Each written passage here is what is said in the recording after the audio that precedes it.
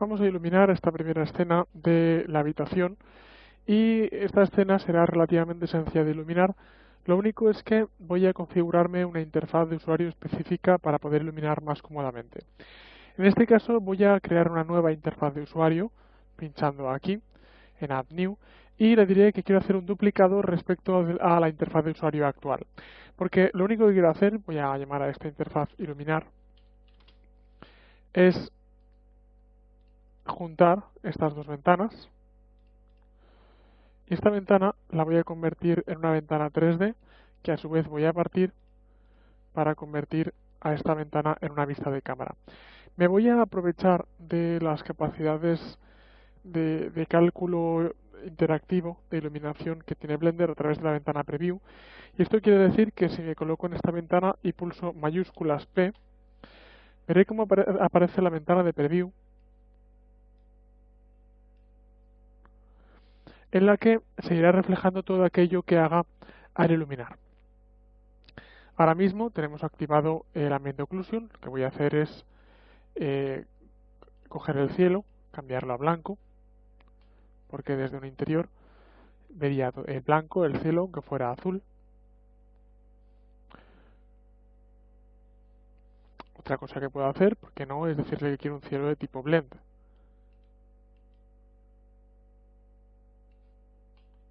Y cuando represente, comprobaré como ya no tengo un color blanco puro, sino que aparecerá en la pantalla un pequeño degradado. Lo que haré será cuidar bastante el degradado. Iluminaremos de esta manera basándonos en tres fases de iluminación. Una primera fase de sol, vamos a desactivar el Ambient Occlusion, aunque ahora a continuación lo activaremos. Como decía, una primera fase de sol, donde lo que haré es crear en la pantalla una nueva lámpara que será un sun, un sol. Lo colocaré en la pantalla, por supuesto le activaré las sombras y lo orientaré para buscar el ángulo más favorable a mi escena. Lo divertido es que todo aquello que vaya haciendo se verá reflejado y se refrescará en esta ventana de aquí. Tarda un poco en ocasiones en refrescar, pero en líneas generales va bastante rápido. Por ejemplo, una posición del sol posible podría ser ahí. Una de las novedades que tienen las últimas versiones de Blender es que tienen el soft size para las sombras. Esto quiere decir que aunque la luz no sea de área, se comporta como si fuera una luz de área. Por tanto, podría, por ejemplo, aumentar los samples del sol para, como veré en esta parte de aquí, desenfocar un poco las sombras lejanas. Esto hace un toque bastante realista. Si quiero desenfocar más, lo que tengo que hacer es subir el soft size, por ejemplo, de 1 a 5, aunque no conviene pasarse. Para poder ver los resultados, a veces hay que hacer un pequeño clic. En este caso tendría un sol más propio de un día día de nubes, un día nublado, que un día soleado. Por eso voy a devolver el soft size a 1, que es como estaba, para marcar bastante mejor el perfil del sol. El perfil del sol suele quemar bastante en una fotografía. Cuando digo quemar, quiero decir que todo aquello que toca se vuelve prácticamente blanco. Por tanto, será conveniente en la energía del sol subirla, por ejemplo, a 4 o a 5 para que cuando hagamos el render, todo aquello que quede tocado por el sol quede un poco quemado. Como estoy viendo en este render, la cortina me está proyectando sombras. Ahora luego haré que la cortina sea semitransparente. Por tanto, aunque ahora luego nos meteremos mucho más a fondo con materiales, lo que voy a hacer es aplicar de momento un nuevo material a la cortina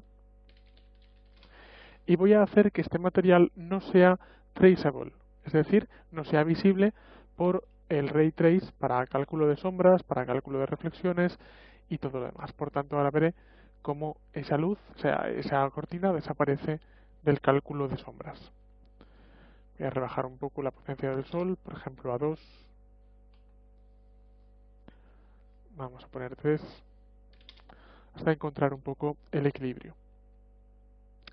Una luz del sol está bien para arquitectura, pero el problema es que hace sombras demasiado duras.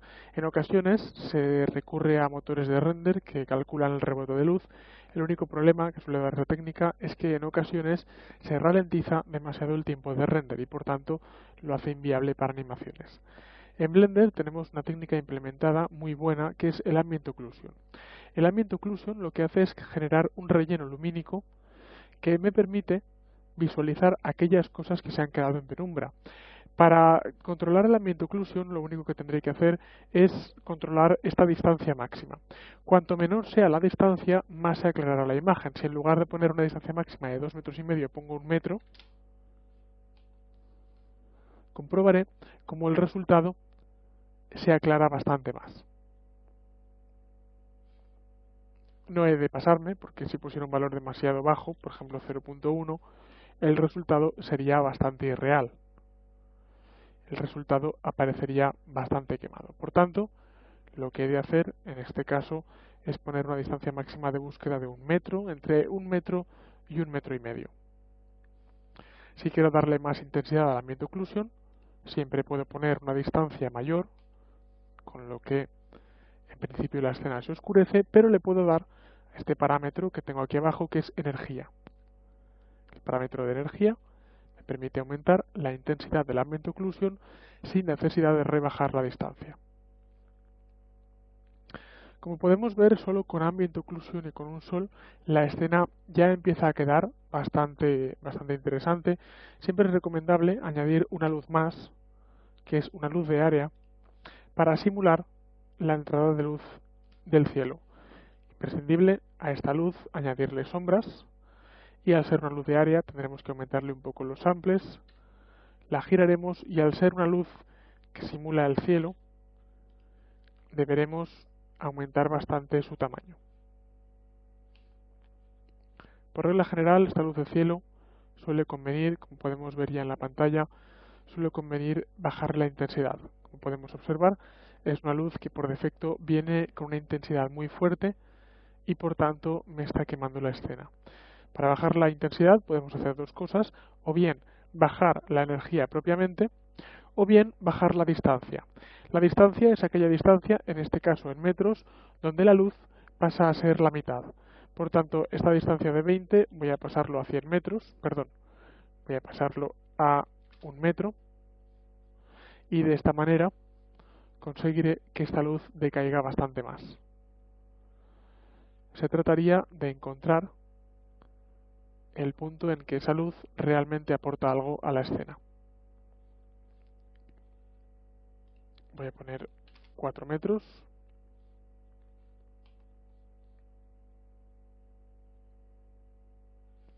Otra técnica para manejar esta luz es temporalmente desactivar el sol, temporalmente desactivar Ambient Occlusion y visualizar solo el aporte de esa luz. Lo podemos ver ya. Por tanto, vamos a hacer que la distancia sea 10, por ejemplo, para que esa luz realmente esté haciendo algo en la escena. Otra cosa que suele hacer a la luz de cielo, esta luz de área, es desactivar la zona especular, que no afecte a la zona especular de los materiales.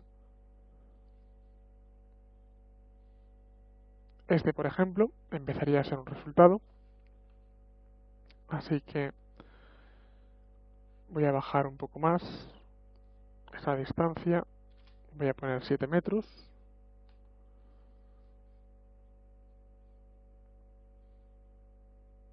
y ahora a continuación lo que haré, una técnica también suele ser hacer esta luz algo más pequeña y apoyar poniendo varias copias de la luz. Voy a duplicar, pero no usando mayúsculas D, sino usando Alt y D. Voy a usar la tecla Alt y la tecla D para hacer una copia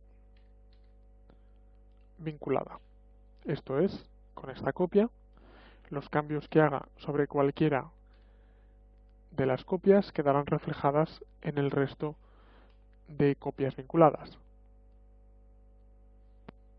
De esta manera, al tener 3 luces, no tengo que cambiar los parámetros 3 veces, sino que solo tengo que cambiar los parámetros una sola vez.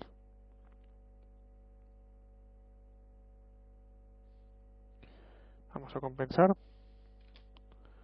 Vamos a bajar la energía de caída, la distancia de caída.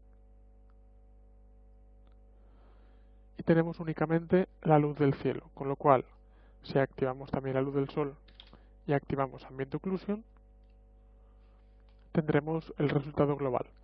En definitiva, lo que estamos haciendo es iluminar con 3 fases.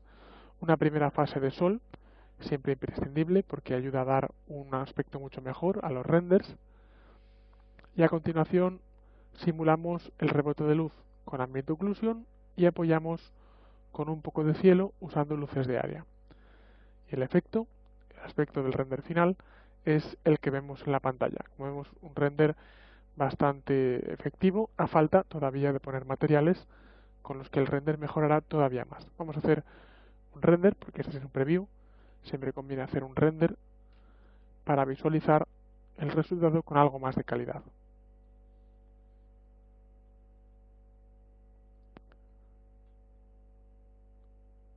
Siempre debemos retocar el render, el equilibrio entre las luces para encontrar el efecto que más nos guste y tocando siempre entre Ambient Occlusion, el sol y las luces de cielo.